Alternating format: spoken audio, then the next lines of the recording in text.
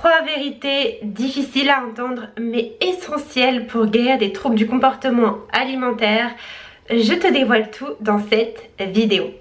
Si tu ne me connais pas encore, je suis Flamendra, coach de vie spécialisée dans tout ce qui est troubles du comportement alimentaire que j'ai moi-même vécu pendant plusieurs années. Aujourd'hui, accompagner les personnes qui en souffrent sur le chemin de la guérison.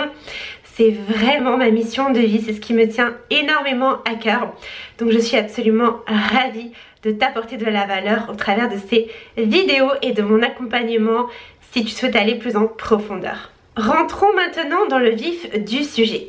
La première chose que j'ai envie de te partager et qui est challengeante, là on est sur des choses qui sont inconfortables à entendre, mais en tant que coach, et ça je le rappelle à toutes les personnes que j'ai en appel découverte qui souhaitent se lancer dans un coaching, mon rôle n'est absolument pas de te brosser dans le sens du poil.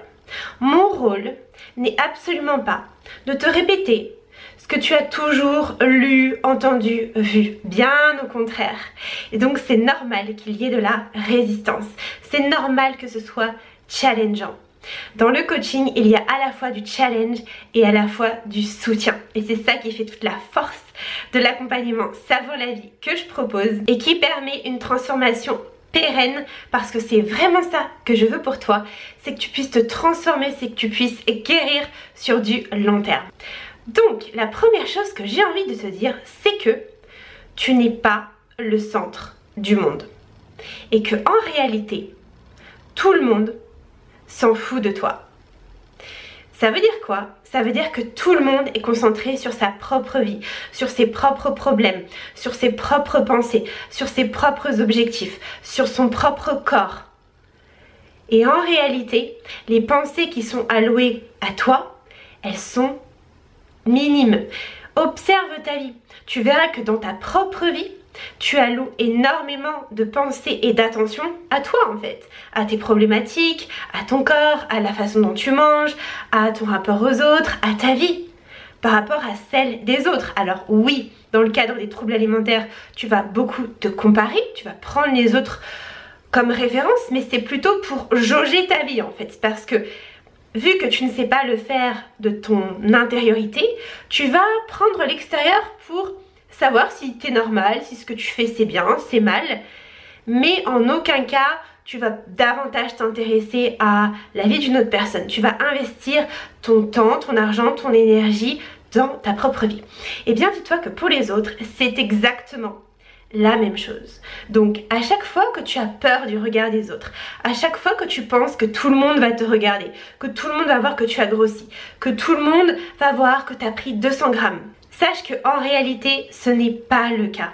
Les gens, oui, vont te regarder parce que tu existes dans ce monde et ils vont t'allouer des pensées, ils vont t'allouer des jugements et ça, tu ne peux rien y faire.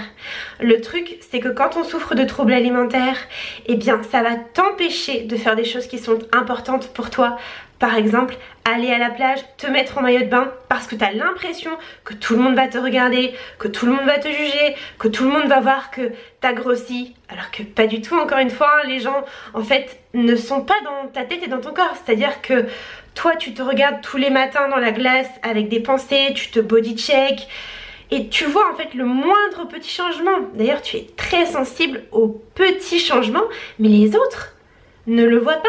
Et d'ailleurs ils n'ont pas de point de référence comme c'est ton cas. Ou peut-être que toi tu te prends en photo, tu te regardes tous les jours. Donc oui, le moindre petit changement tu vas le voir. Mais les autres non. Et quand bien même ils le verraient, pourquoi t'empêcher de faire ce qui est important pour toi? Pourquoi t'empêcher de vivre pour le regard d'une personne qui va durer 1 minute à peine, que tu ne connais même pas? Vraiment, demande-toi quel est le prix à payer pour ça. Et rends-toi compte que de toute façon, les gens auront un avis sur toi. Les gens vont penser quelque chose sur toi. Le tout, c'est que ça ne t'empêche pas de faire ce qui te plaît, de vivre. Donc, rappelle-toi que tout le monde s'en fout, en fait, de toi. Que tout le monde est préoccupé par sa vie. Et décide de toi aussi te concentrer sur toi. plutôt que sur ce que pourraient penser les autres de toi, de ton corps, de tes comportements. Encore une fois, en tant qu'être social, en tant qu'être humain, on ne peut pas ne pas être sensible au regard des autres. Moi, je ne crois absolument pas aux gens qui disent « oui, on peut s'en foutre du regard des autres ». Non. On peut moins s'en foutre, mais on ne peut pas totalement s'en foutre. De toute façon, voilà, il n'y a pas de truc à 100%. C'est comme quelqu'un qui a 100% confiance en lui, ça n'existe pas. D'accord? Il y a sûrement des endroits dans la vie de cette personne où elle a moins confiance. Et il y a des moments où elle a moins confiance. Donc les choses à 100%, ça n'existe pas. Le tout, c'est d'arriver à naviguer avec les choses, à naviguer avec peut-être des problématiques, des particularités pour vivre la vie qui t'inspire. La deuxième chose que j'ai envie de te partager, et attention, celle-là, elle pique fort, mais elle est tellement importante. Cette deuxième chose, c'est qu'il est nécessaire que tu arrêtes de te mentir à toi-même. Oui, tu te mens à toi-même. Tu nies ta réalité. Tu t'inventes des histoires, des excuses pour ne pas regarder la réalité en face. Parce que c'est plus facile. Et quand je te dis ça, ne le prends pas personnellement. En tant qu'humain, nous avons cette tendance à vouloir nier les difficultés, à nous raconter des histoires pour ne pas faire face en fait à ce qui est dérangeant, à ce qui pourrait impliquer du changement. Parce que ton cerveau, si tu ne le sais pas, il n'est pas programmé pour ton bonheur, il est programmé pour ta survie. Et lui, le changement, il n'aime pas. Donc il va toujours te ramener à ce que tu connais, même si ce que tu connais est délétère pour toi à long terme. Ton cerveau préférera toujours un inconfort connu à un confort inconnu. Et donc sortir de ta zone de confort, moi j'appelle ça aussi la zone de refuge, évidemment que c'est challengeant, évidemment que c'est inconfortable. Et c'est que tu es sur la bonne voie. L'erreur que font la majorité des gens, c'est que quand ils ont peur, quand ça commence à devenir inconfortable, ils se disent qu'ils ne sont pas sur la bonne voie. Ils se disent qu'il y a un problème. Et ils font machine arrière, ils reviennent dans leurs anciens schémas de pensée, dans leurs anciens schémas comportementaux. Et du coup, ils ont exactement les mêmes résultats. Comme le dit Einstein, si tu fais toujours la même chose, tu auras toujours les mêmes résultats. Donc, il est essentiel de prendre du recul sur ça et de ne pas voir les peurs comme un frein. Et surtout, n'attends pas de ne plus avoir peur, hein, ce n'est pas possible. Sache que les gens qui avancent, ce ne sont pas des gens qui n'ont pas peur. C'est des gens qui ont peur, vraiment tous les humains ont des peurs. Mais ils font preuve de courage et ils avancent avec leur peur. Ils naviguent avec leur peur. Le courage n'est pas de ne plus avoir peur, c'est d'avoir peur. Mais d'y aller quand même, parce que ça t'appelle profondément avec le cœur. Tu ne t'imagines même pas la première fois que j'ai investi dans un coaching, la première fois que j'ai investi en moi, quand j'ai décidé que oui, bordel, j'allais guérir de ces troubles alimentaires. J'avais tellement peur, j'ai hésité tellement de fois avant de dire oui, je me lance. Mais par contre, quand j'ai dit oui, je me suis lancée à 200%. J'avais pas de plan B en fait, je me disais de toute façon, j'en ai rien à foutre. Je ne sais pas combien de temps ça va me prendre, je sais pas exactement comment je vais faire, mais tout ce que je sais, c'est que si je n'abandonne pas, je vais finir par y arriver. Et jamais je n'abandonnerai. Et c'est vraiment l'état d'esprit que je t'invite à avoir, en tout cas c'est l'état d'esprit avec les personnes qui travaillent avec moi. Vraiment, elles sont tellement investies, elles sont tellement courageuses et j'ai beaucoup de gratitude d'ailleurs. Mais évidemment, elles ont des peurs, d'accord? Et justement, le coaching, c'est aussi ça qui permet d'aller au-delà des peurs. En accompagnement, on travaille tes blocages, on travaille tes peurs. Moi, je te donne pas de plan alimentaire ou de plan sportif, pardon, parce que ça viendrait renforcer le côté hyper contrôlant du trouble alimentaire. Donc pour moi, ça n'a aucun sens. Mais on vient travailler ton état d'être, on vient travailler ce qui se passe à l'intérieur de toi, d'un point de vue psychologique, d'un point de vue physiologique. On travaille sur tous les plans. Vraiment, mon accompagnement est holistique et c'est ça qui fait la différence. Ce qui fait aussi la différence, c'est que j'ai vécu les troubles alimentaires et que je t'accompagne avec un suivi de qualité. Vraiment, t'imagines même pas le temps que je prends pour répondre à mes coachés. Pour moi, ça me tient vraiment à cœur avec mon WhatsApp où elles peuvent me poser toutes leurs questions, partager leurs victoires. Et vraiment, je prends le temps de répondre, d'apporter de la valeur, d'apporter une prise de recul, parce que c'est ça qui est très important quand tu es dans les troubles alimentaires, tu es englué dans le truc comme le petit hamster là qui tourne dans sa roue, t'as pas conscience des choses et tu as besoin de quelqu'un qui a déjà fait le chemin, qui s'est formé sur ce sujet, qui a dépassé des peurs, des blocages, pour justement t'aider à gagner du temps. Et c'est ça en fait qui compte aujourd'hui pour moi, c'est de te faire gagner du temps, c'est que tu puisses vivre ce que je vis aujourd'hui. Parenthèse fermée, j'en reviens à ce côté de, en fait, tu te mens. Et ça, peut-être que là, il y a une part de toi qui dit non, c'est pas vrai, moi je suis quelqu'un d'honnête, parce que souvent, les personnes que j'accompagne ont une valeur honnêteté.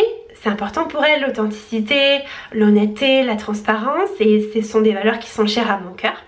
Mais en réalité, si tu t'observes avec sincérité, dans ta vie, là, si tu prends du recul et que tu te regardes, tu verras que tu repousses souvent, tu procrastines, tu te trouves des excuses, tu te dis que c'est pas le bon moment, tu te dis que t'as plus important à faire, tu te dis que t'as tes enfants, t'as la maison, voilà, c'est pas le moment financièrement, et en fait t'as tout un tas d'excuses, alors qu'en fait tu pourrais. Et là ce sont les peurs qui parlent, et j'ai vraiment envie que tu t'en rendes compte. Ou alors tu te dis, non mais ça va, c'est pas si grave, les autres c'est pire. Mais non, en fait, ta souffrance est légitime. Et je peux t'assurer que si tu veux guérir, tu as besoin d'être honnête avec toi-même. Et de faire de ta guérison ta priorité numéro 1. Et je vois trop de gens qui disent « Oui, moi je veux guérir, mais c'est juste d'un point de vue mental. » Et en fait, elles n'en font pas leur priorité. Et du coup, elles ne guérissent pas. Et donc, c'est pour ça que s'investir, s'engager aussi dans un coaching, ça donne un élan, un feu mais incroyable. Et vraiment je l'ai vécu à plusieurs reprises puisque je me suis fait accompagner à de nombreuses reprises. Et je vois à quel point ça change, à quel point on est beaucoup plus engagé qu'avec soi-même. Parce qu'avec soi-même c'est tellement facile justement de se mentir à soi-même, de ne pas s'engager, de ne pas faire les choses, de rester dans sa grotte et te dire de toute façon je m'en fous, personne ne le voit.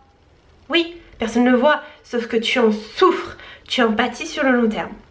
Donc, sors de ce mensonge que tu te racontes à toi-même et commence à cultiver l'honnêteté et l'engagement. Et enfin, la dernière chose que j'ai envie de te partager, et encore une fois là ça pique, c'est pas quelque chose que tu as envie d'entendre.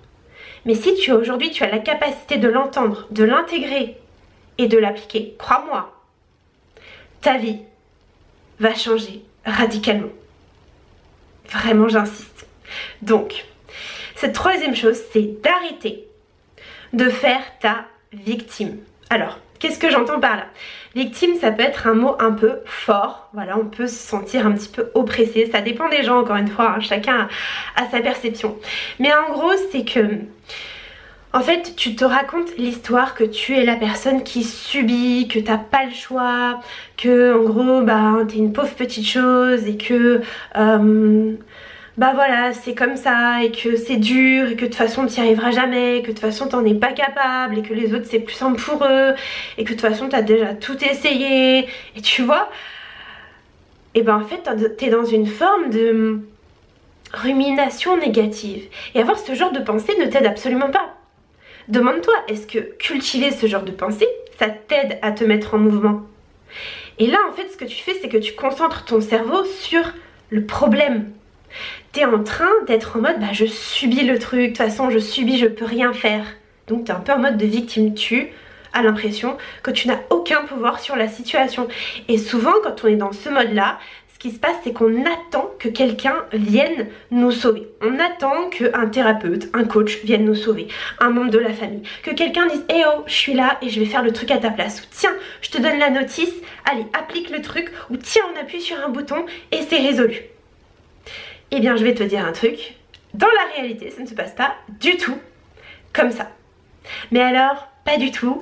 Et vraiment, je te partage ça puisque moi, j'étais la reine pour me dire ça en fait, pour être dans cette position de victime, de me dire mais en fait voilà c'est comme ça, je repoussais et j'en avais pas conscience en fait que j'étais dans ce mode là. Et donc j'ai dû prendre conscience de ça, donc la prise de conscience c'est toujours la première étape pour changer, pour se transformer. Donc j'ai pris conscience que waouh, j'étais dans un état d'esprit de victime et que vraiment ressasser ces pensées-là, me poser ces questions du style pourquoi ça m'arrive à moi, pourquoi les autres n'y arrivaient pas moi, pourquoi c'est si dur, pourquoi la vie m'a infligé ça, et ben en fait ce sont des questions qui ne te servent pas, encore une fois. Ce sont des questions qui ne sont pas puissantes, qui ne te donnent pas le pouvoir, qui te laissent en mode je suis. Et donc, n'oublie pas que la qualité de ta vie dépend de la qualité des questions que tu te poses. Alors, il n'y a pas que ça, mais en grande partie. Et c'est pour ça que le coaching, c'est puissant, parce que le coaching, c'est l'art de poser des questions puissantes pour t'aider à cultiver ton propre discernement. Et je peux t'assurer que je vais te poser des questions que tu ne t'es jamais posées jusqu'à maintenant. Et ça va changer ta vie. Et bien sûr, en coaching, le tout c'est de comprendre que tu as besoin d'acquérir des compétences que tu n'as pas aujourd'hui, que tu as besoin de transformer ton état d'esprit, que tu as besoin de travailler sur ton rapport à la nourriture, au corps, au monde et d'autres thématiques bien plus profondes, de te reconnecter à toi, hein. C'est vraiment apprendre à te connaître, à cultiver une forme de conscience de toi, voilà, élever ton taux vibratoire. Enfin, il y a tellement de choses qui sont importantes à aller voir pour justement guérir en profondeur. Et donc, ce que je vais t'inviter à faire, c'est devenir le créateur, la créatrice de ta vie. Et comment on fait ça? Eh bien déjà, c'est partir du principe que tu es le héros, l'héroïne de ton propre film. C'est toi le héros. Tu crées ton histoire.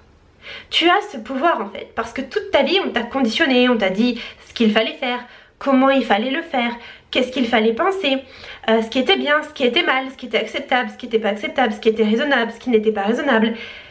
Mais ça déjà, dis-toi que ça dépend des âges et des cultures. Voilà, c'est vraiment pas du tout la même chose selon les pays. Comme quoi il n'y a aucune vérité universelle. La seule vérité qui compte, c'est la tienne, c'est celle que tu choisis pour toi. Et j'insiste sur le terme de choisir. Pas celle que tu subis des autres, des injonctions, des figures d'autorité qui t'ont éduqué ou auxquelles tu as été en contact. Donc souvent les premières figures d'autorité c'est les parents, les professeurs, ça peut être aussi des gens que tu vois sur internet, ok, qui ont une certaine influence. Tu as lu un truc, tu as vu un truc et tu l'as appliqué à la lettre.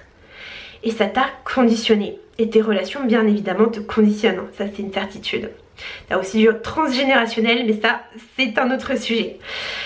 Et c'est sortir de ça, sortir des injonctions, déconstruire tout ça et reprendre le pouvoir. Et donc là, c'est sortir de ce mode victime et passer en mode créateur. En mode putain, c'est moi l'héroïne et le héros de ma propre vie. Et je décide. Je décide. Alors, ce que ça implique, c'est de prendre tes responsabilités. Ah oui, je sais. Moi, j'ai eu beaucoup de mal avec ça. Vraiment, c'était un truc qui me challengeait. De prendre mes responsabilités parce que j'étais encore un peu dans ce mode petite fille, je voulais qu'on fasse tout pour moi et voilà, j'avais du mal à agir par moi-même. Pour autant, quand tu agis par toi-même, c'est là où la magie opère. Mais ça passe par une décision, ensuite ça passe par des petits pas. Et ce que je veux te dire, c'est que c'est possible de te créer la vie que tu veux. Et pour ça, tu peux te poser des questions plus puissantes, justement plus empowered, on va dire ça comme ça.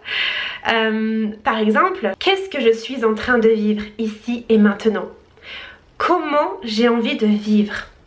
C'est quoi ma journée idéale? Qu'est-ce qui me met en énergie? Qui est-ce que j'ai envie d'être dans 1 an, dans 2 ans, dans 10 ans? Quel regret je vais avoir si je n'agis pas maintenant?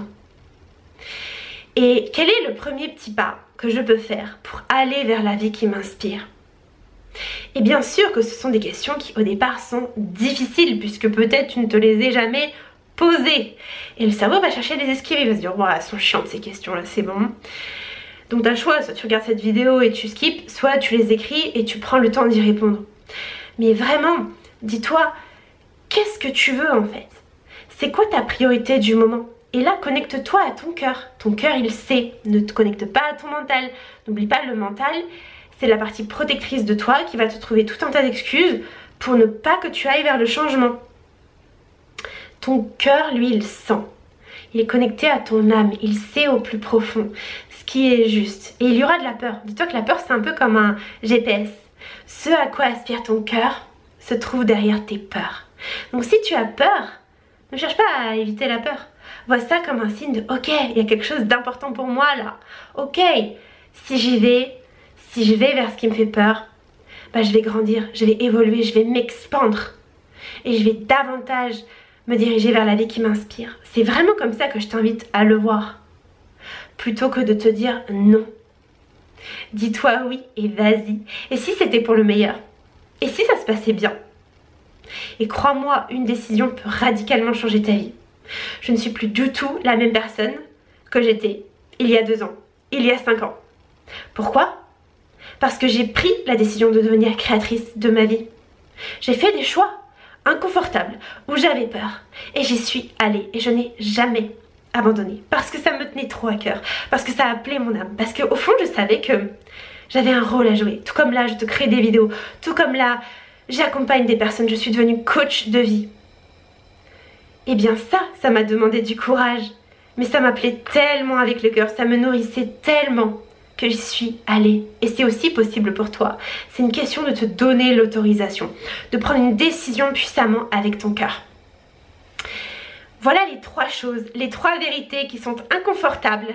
Et crois-moi, si ces vérités-là, t'arrives à les voir et t'arrives à les dépasser, t'arrives à les transcender, tu en fais quelque chose, eh bien, franchement bravo. Bravo à toi. Et justement, si tu veux aller plus loin, si ça résonne fort et que tu veux te lancer dans un accompagnement holistique, humain, profond, puissant, où je t'accompagne au jour le jour, où en tant que coach je te pose des questions puissantes pour t'aider à cultiver ton propre discernement, et en tant que mentor, donc un mentor c'est quelqu'un qui a déjà fait le chemin, je te partage des outils, des exercices, des pratiques profondes, et encore une fois ultra puissantes pour te permettre de guérir en profondeur des troubles alimentaires. Eh bien tu peux réserver ton appel découverte juste en dessous en cliquant sur le premier lien. On fera le point sur ta situation, et si je sens que tu as une belle énergie, que tu as vraiment envie de guérir, que tu n'as pas de plan B, que pour toi c'est ta priorité, eh bien tu pourras embarquer dans cette aventure transformatrice. Je te rappelle qu'il n'y a que très peu de place chaque mois, donc ne procrastine pas, fonce, prends ta place, tu n'as rien à perdre, tu as tout à gagner. Et vraiment c'est une aventure transformatrice juste mais incroyable. J'ai plein de coachés qui me disent mais pourquoi j'ai autant attendu avant de me lancer, hein, de toute façon c'est toujours ça. Souvent on procrastine et quand on le fait on se dit mais waouh, ça change la vie. Donc vraiment n'attends pas, ta vie est importante, tu es importante, et je serais ravie de travailler avec toi si tu corresponds eh bien, au profil de personnes que j'ai l'habitude d'accompagner, donc des gens courageux, bienveillants, déterminés, qui ont envie eh bien, de vivre la vie qui les inspire, qui savent, qui sentent au fond qu'elles méritent tellement plus, qu'elles méritent le meilleur et qui se donnent le droit. Je te laisse cliquer juste en dessous sur le lien. N'oublie pas, je privilégie la qualité à la quantité, donc fonce. Et sur ce, je te souhaite une belle journée et n'oublie pas de savourer la vie.